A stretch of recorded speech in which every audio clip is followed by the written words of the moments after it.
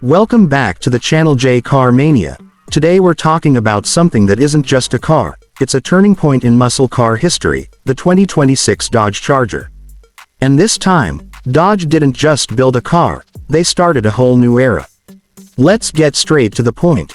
The old V8 Hemi is officially gone. But that doesn't mean the power is gone. In fact, the 2026 Charger comes with two strong options, a fully electric Charger Daytona and a gasoline-powered Charger Sixpack. So let's break everything down in detail.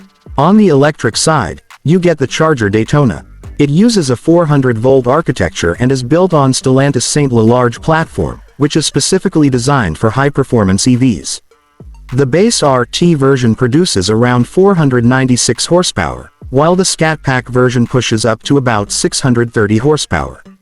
That power comes from dual electric motors, and all-wheel drive is standard.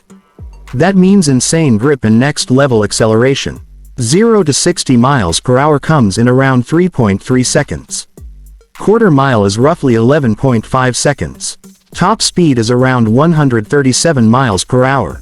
The battery capacity is about 100.5 kilowatt-hours, with an estimated range between 260 to 320 miles depending on the version and driving style.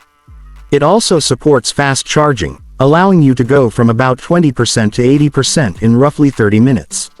Now here's the most unique feature, the Fratzonic Chambered Exhaust.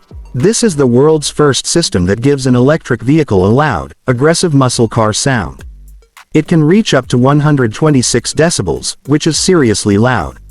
So even though it's electric, the experience still feels like a muscle car. Now if you're a gas lover, Dodge didn't forget about you. Meet the Charger Sixpack. This version comes with a 3.0-liter twin-turbo inline-six Hurricane engine. There are two versions, a standard output with around 420 horsepower, and a high output with about 550 horsepower.